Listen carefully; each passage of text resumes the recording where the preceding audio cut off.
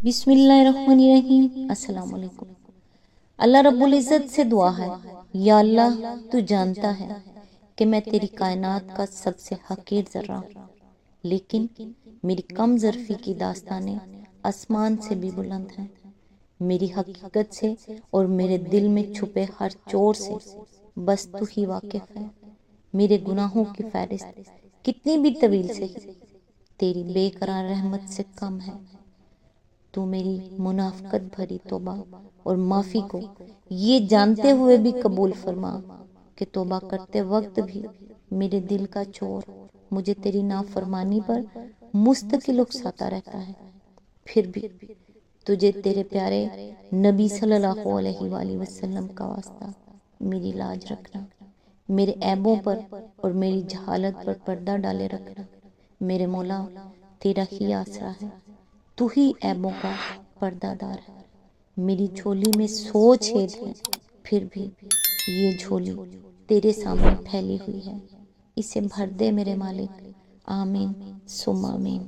آج انشاءاللہ سورہ صف کی آیت نمبر 6 کی تفسیر، جہاں سے پچھلی ویڈیو میں سلسلہ ٹوٹا تھا، آج انشاءاللہ وہیں سے سٹارٹ کرتے ہیں۔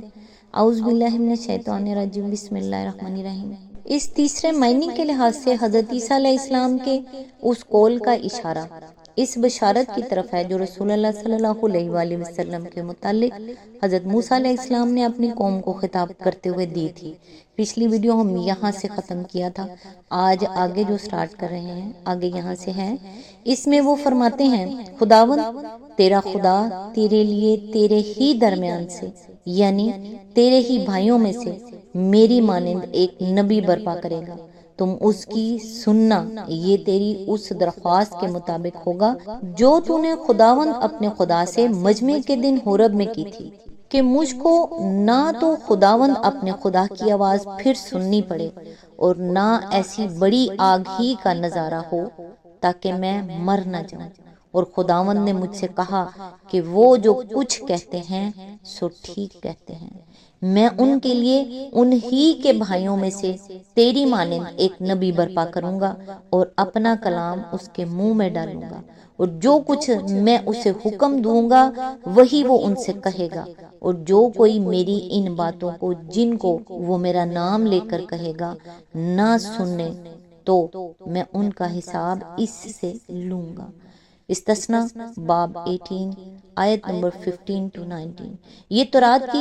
سری پیشن گوئی ہے جو محمد صلی اللہ علیہ وآلہ وسلم کے سوا کسی اور پر چسپاں نہیں ہو سکتی۔ اس میں حضرت موسیٰ علیہ السلام اپنی قوم کو اللہ تعالیٰ کا یہ ارشاد سنا رہے ہیں کہ میں تیرے لیے تیرے بھائیوں میں سے ایک نبی برپا کروں گا۔ ظاہر ہے کہ ایک قوم کے بھائیوں سے مراد خود اسی قوم کا کوئی قبیلہ یا خاندان نہیں ہو سکتا، بلکہ کوئی دوسری ایسی قوم ہی ہو سکتی ہے جس کے ساتھ اس کا قریبی نسلی رشتہ ہو۔ اگر مراد خود بنی اسرائیل میں سے کسی نبی کی آمد ہوتی تو الفاظ یہ ہوتے کہ میں تمہارے لیے خود تم ہی میں سے ایک نبی برپا کروں گا۔ لہٰذا بنی اسرائیل کے بھائیوں سے مراد لا محالہ بنی اسماعیل ہی ہو سکتے ہیں جو حضرت ابراہیم علیہ السلام کے اولاد ہونے کی بنا پر ان کے نسبی رشتہ دار ہیں۔ مزید برآں اس پیشن گوئی کا مصداق بنی اسرائیل کا کوئی نبی اس وجہ سے بھی نہیں ہو سکتا کہ حضرت موسیٰ علیہ السلام کے بعد بنی اسرائیل میں کوئی ایک نبی نہیں، بہت سارے نبی آئے ہیں جن کے ذکر سے بائبل بھری پڑی ہے۔ دوسری بات اس بشارت میں یہ فرمائی گئی ہے کہ جو نبی برپا کیا جائے گا وہ حضرت موسیٰ علیہ السلام کے مانند ہوگا۔ اس سے مراد ظاہر ہے کہ شکل صورت یا حالات زندگی میں مشابہ ہونا تو نہیں ہے، کیونکہ اس لحاظ سے کوئی فرد بھی کسی دوسرے فرد کے مانند نہیں ہوا کرتا، اور اس سے مراد محض وصف نبوت میں مماثلت بھی نہیں ہے، کیونکہ یہ وصف ان تمام انبیاء میں مشترک ہے جو حضرت موسیٰ علیہ السلام کے بعد آئے ہیں۔ اس لیے کسی ایک نبی کی یہ خصوصیت نہیں ہو سکتی کہ وہ اس وصف میں ان کے مانند ہو، پس ان دونوں پہلوؤں سے مشابہت کے خارج بحث ہو جانے کے بعد کوئی اور وجہ مماثلت جس کی بنا پر آنے والے ایک نبی کی تخصیص قابل فہم ہو، اس کے سوا نہیں ہو سکتی کہ وہ نبی ایک مستقل شریعت لانے کے اعتبار سے حضرت موسیٰ علیہ السلام کے مانند ہو، اور یہ خصوصیت محمد صلی اللہ علیہ وآلہ وسلم کے سوا کسی میں نہیں پائی جاتی، کیونکہ آپ صلی اللہ علیہ وآلہ وسلم سے پہلے بنی اسرائیل میں جو نبی بھی آئے تھے وہ شریعت موسوی کے پیرو تھے، ان میں سے کوئی بھی ایک مستقل شریعت لے کر نہ آیا تھا۔ اس تعبیر کو مزید تقویت پیشن گوئی کے ان الفاظ سے ملتی ہے کہ یہ تیری یعنی بنی اسرائیل کی اس درخواست کے مطابق ہوگا جو تو نے خداوند اپنے خدا سے مجمع کے دن حورب میں کی تھی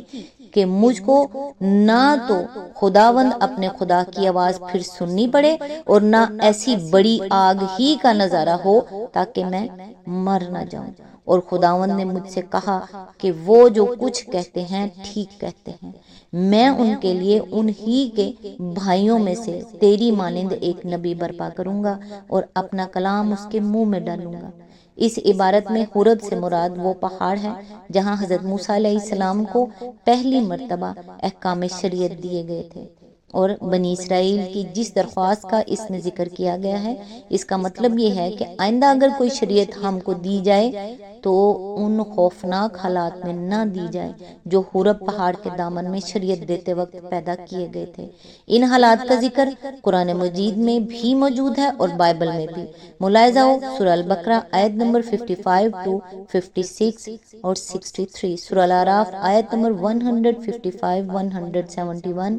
بائبل کتاب خروج باب 19 آیت نمبر 17 اور 18۔ اس کے جواب میں حضرت موسیٰ علیہ السلام بنی اسرائیل کو بتاتے ہیں کہ اللہ تعالیٰ نے تمہاری یہ درخواست قبول کر لی ہے۔ اس کا ارشاد ہے کہ میں ان کے لیے ایک ایسا نبی برپا کروں گا جس کے منہ میں اپنا کلام ڈالوں گا، یعنی آئندہ شریعت دینے کے وقت وہ خوفناک حالات پیدا نہ کیے جائیں گے جو حورب پہاڑ کے دامن میں پیدا کیے گئے تھے، بلکہ اب جو نبی اس منصب پر مامور کیا جائے گا اس کے منہ میں بس اللہ کا کلام ڈال دیا جائے گا اور وہ اسے خلق خدا کو سنا دے گا۔ اس تصریح پر غور کرنے کے بعد کیا اس امر میں کسی شبے کی گنجائش رہ جاتی ہے کہ محمد صلی اللہ علیہ وآلہ وسلم کے سوا اس کا مصداق کوئی اور نہیں ہے؟ حضرت موسیٰ علیہ السلام کے بعد مستقل شریعت صرف آپ ہی کو دی گئی، اس کے عطا کرنے کے وقت کوئی ایسا مجمع نہیں ہوا جیسا حورب پہاڑ کے دامن میں بنی اسرائیل کا ہوا تھا، اور کسی وقت بھی احکام شریعت دینے کے موقع پر وہ حالات پیدا نہیں کیے گئے جو وہاں پیدا کیے گئے تھے۔ اسی آیت کے ضمن میں آگے فرمایا، یہ قرآن مجید کی ایک بڑی اہم آیت ہے جس پر مخالفین اسلام کی طرف سے بڑی لیدے بھی کی گئی ہے اور بدترین خیانت مجرمانہ سے بھی کام لیا گیا ہے، کیونکہ اس میں یہ بتایا گیا ہے کہ حضرت عیسیٰ علیہ السلام نے رسول اللہ صلی اللہ علیہ وآلہ وسلم کا صاف صاف نام لے کر آپ کی آمد کی بشارت دی تھی، اس لیے ضروری ہے کہ اس پر تفصیل کے ساتھ بحث کی جائے۔ نمبر 1، اس میں نبی کریم صلی اللہ علیہ وآلہ وسلم کا اسم گرامی احمد بتایا گیا ہے۔ احمد کے دو معنی ہیں، ایک وہ شخص جو اللہ کی سب سے زیادہ تعریف کرنے والا ہو، دوسرے وہ شخص جس کی سب سے زیادہ تعریف کی گئی ہو یا جو بندوں میں سب سے زیادہ قابل تعریف ہو۔ احادیث صحیحہ سے ثابت ہے کہ یہ بھی حضور صلی اللہ علیہ وآلہ وسلم کا ایک نام تھا۔ مسلم اور ابو داؤد طیالسی میں حضرت ابو موسیٰ اشعری کی روایت ہے کہ حضور صلی اللہ علیہ وآلہ وسلم نے فرمایا، میں محمد ہوں اور میں احمد ہوں اور میں حاشر ہوں۔ اسی مضمون کی روایات حضرت جبیر بن مطعم سے امام مالک، بخاری، مسلم، دارمی، ترمذی اور نسائی نے نقل کی ہیں۔ حضور صلی اللہ علیہ وآلہ وسلم کا یہ اسم گرامی صحابہ میں معروف تھا، چنانچہ حضرت حسان بن ثابت کا شعر ہے، اللہ نے اور اس کے عرش کے گرد جمگٹھا لگائے ہوئے فرشتوں نے اور سب پاکیزہ ہستیوں نے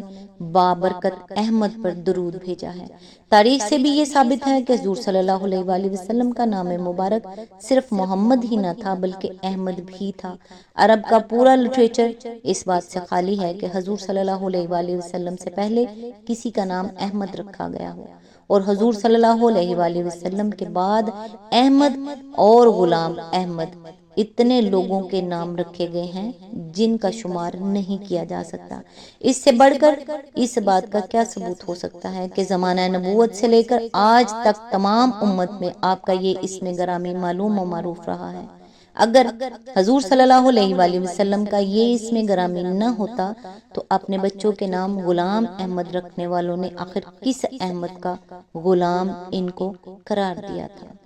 آج تک کے لیے بس اتنا ہی، کیونکہ اس کی تفسیر میں نے جیسے کہ آپ کو پہلے بتایا کافی لمبی ہے،